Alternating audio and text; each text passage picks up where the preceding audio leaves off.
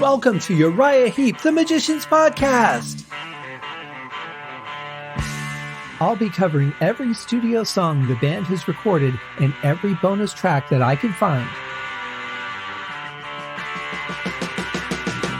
Each week we'll go over a new song from the beginning to where they are currently, and as they keep adding albums, I'll keep adding shows.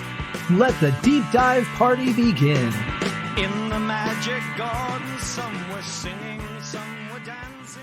Hello and welcome to Uriah Heep, the Magician's Podcast. I am your host, Scott Haskin, and we are starting a whole new season tackling the album Head First. This album came out in 1983, and the cover is really interesting. I'm not sure if the intention was New Mexico. I'm sure there are plenty of other places in the world that look like this, but the mesas that are in the background, these sort of almost castle-like looking spires made of rock on top of rocky hilltops, really remind me of New Mexico and just the vast desert wasteland. There's a lot of grooves that are cut into the sand here. Well, I really shouldn't say sand. It's more likely just rock hard dirt that's been baked by the sun.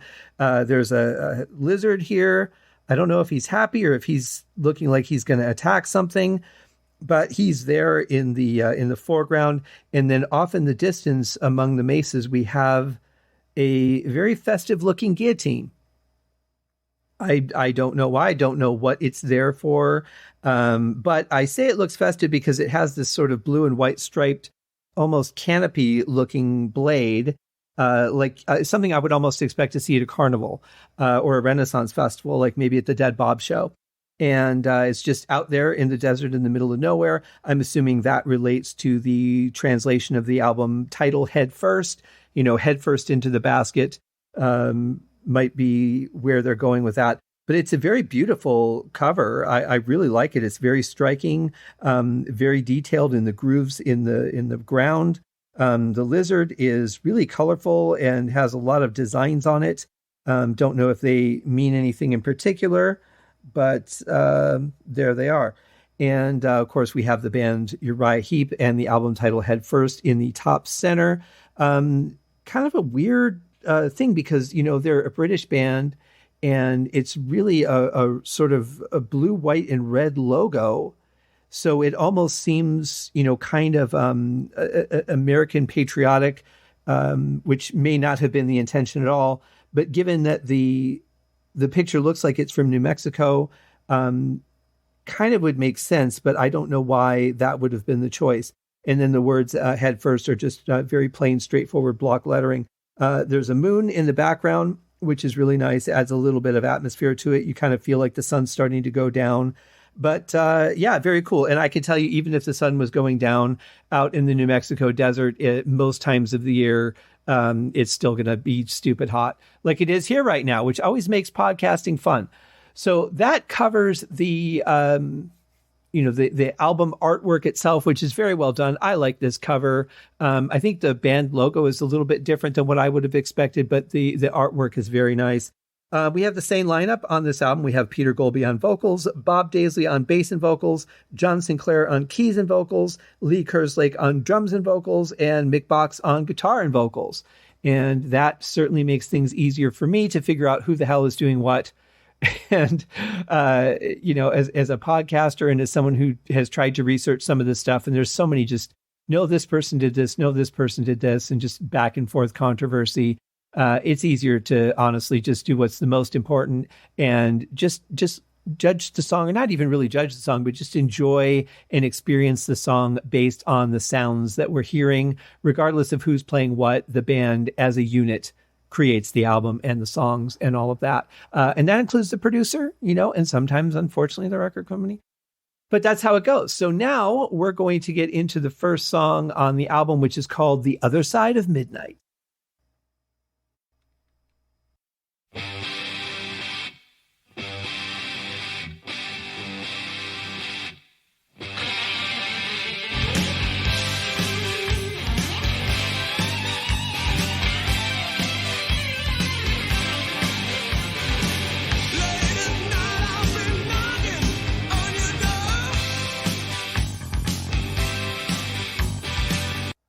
Well, first of all, the sound is fantastic. I love the mix I'm hearing. So far, everything is really clear. I can hear the bass guitar. I can hear the drums. Keys are cutting through, very brassy synths, as it seems like John Sinclair is quite a fan of. However, I will point out that they were pretty much one of the things that were all the rage back in the early 80s. There's so many songs that had that sort of pop brass synth on them. And I think it fits in well here. It's not too overpowering. It tends to be something that is put a little bit higher in the mix and can drown out some vocals and things. But so far, everything sounds great.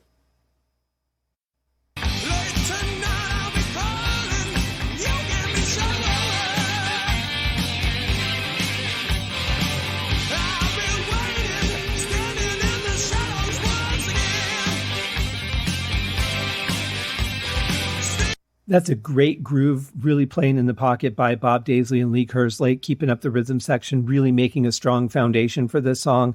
Honestly, I think this is a really good album opener. You know, depending on where the rest of the album goes, if it stays pretty edgy for the most part, you know, and hard rock, I think that this is a great defining song.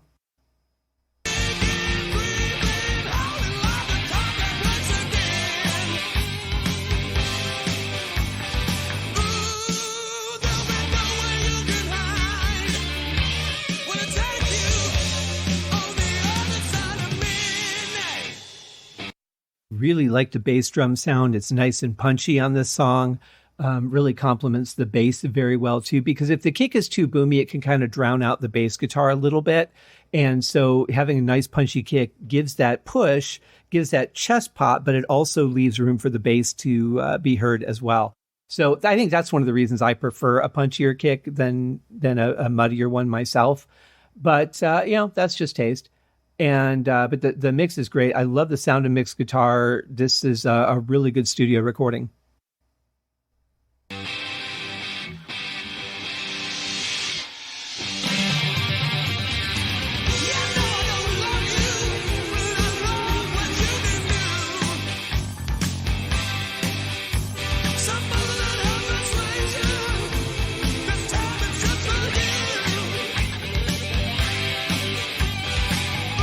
Well, first, that was just a killer drum and bass roll going into this part.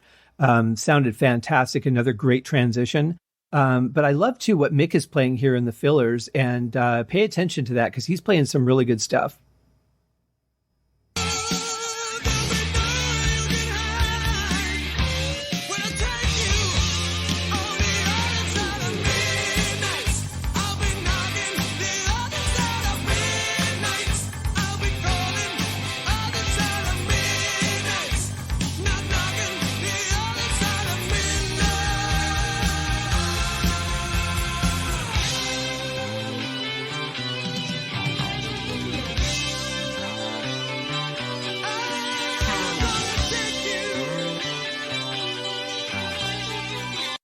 Doesn't it sound like Bob Daisley is playing a fretless bass? It really does. But either way, it sounds really good. Love what I'm hearing. I love this change. There's some really nice keyboards going on in the background, some, you know, kind of just more high EQ stuff that fills up the sound space. And then what Mick is playing, just following along very nicely, really sounds good. It sounds, you know, he's playing like he's in solo mode, even though he's not really playing a solo, but it's that stuff that really stands out while he's following the melody line. Just sounds good.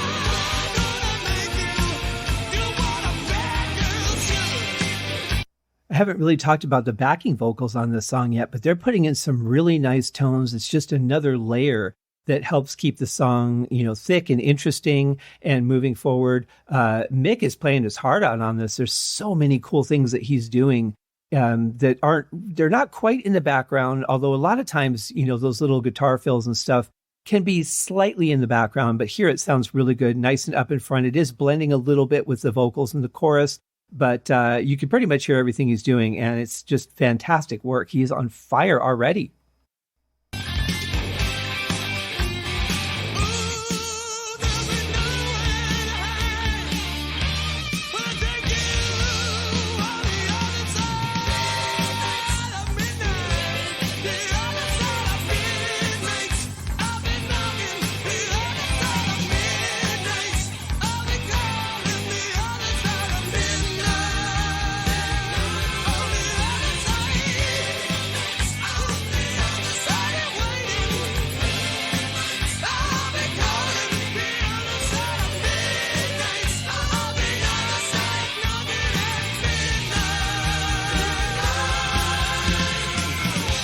Now, I don't know what you guys are hearing, but things are slightly panned on this song for me. The vocals, the chorus section is panned. The guitars are slightly to the right. The bass is slightly to the left. I think it could use a little bit more separation, but it does sound pretty rich and full, and I like that. I do tend to like songs that have a real substance to them in the mix. And I think this does. I think there's enough going on to where it's layered well enough to give me that and make me satisfied in that space. But it does sound good. But the panning is, again, pretty much towards the center, getting the same visual on the waveform of it too, where again it's not brick wall limited, but it does have that consistent visual look because everything is pretty much kept close to the center.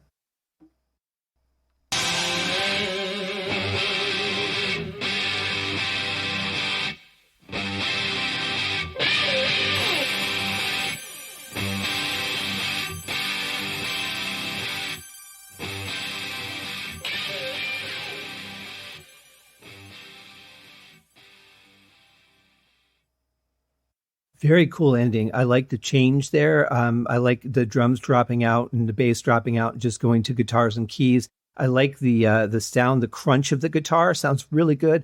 I love the keys too, because what he was playing there, I don't know if that was an algorithm sound or if he was actually playing all of those notes individually, but they sound very digitized, very for those of you who would be familiar with the term, like a very quick square wave. Instead of something that, has like that natural up and down motion to it, just very right angle, I guess would be the term I'm looking for. But it sounds cool. I like that it's not a smooth thing. I like that it sounds, like glass breaking in a way. Very cool ending and a very cool song. I think very powerful. I think Peter Goalby, he's very consistently powerful, and I like that. I like that he backs off where he needs to. When he wants to sing a little more smooth or lighter, he can. But I think even at his lightest that I've heard so far, he still has a little bit of an edge to him, which works. That's just the sound of his voice. But he's a very talented singer. I really like the way he sounds, and I like his choices too. Really cool stuff. It's a good song. I love the fact that I can hear Bob Daisley on this. I love the balance of the bass and drums. Love that punchy kick. Song's got a couple of twists in it that are nice. Just a good piece of music, a great album opener. So hopefully you guys like this as much as I did and you're enjoying the song. Now, before I sign off, just another word. I kind of felt really weird through the whole episode about my assessment of the album cover. I'm like, this just doesn't really make sense. So I went online and I pulled a copy of it that was much bigger. And this makes way more sense to me now. So the Uriah Heep logo is blue at the top as the, similar blue to the top where the sky is darker. Then it goes white, as it would towards the horizon. And then underneath of that is not actually red. It's the same brown from the dirt and the mesas. And you get little inflections of the mesas within the picture. So that's what it actually is. It wasn't a red, white, and blue American thing that didn't make any sense. It actually was just a reflection of the background that we're seeing. But the way that it is on the CD, the deluxe CD that I have, it really does look reddish and really threw me off. So I wanted to just touch base on that really quick before I sign off. So I hope that you guys have a great day. We'll see you in the next episode. Cheers. Thank you for joining me on this episode of Uriah Heep, the Magician's Podcast. If you have enjoyed this show, please consider going over to Apple Podcasts or your favorite podcast outlet, leaving a rating or a review. Be sure to subscribe to make sure that you are notified when new episodes are available. Please be sure to share this podcast with your fellow Uriah Heep enthusiasts and anyone who you think would like Uriah Heep, which should be everyone. And if you are so inclined, please feel free to contribute to the Patreon account. And if you are not a Patreon subscriber, you can also pay through the PayPal link on the website listed in the show links below. I would also like to thank Uriah Heep for their very generous support of the show, and thank you guys for listening. We'll see you in the next episode. Happy days!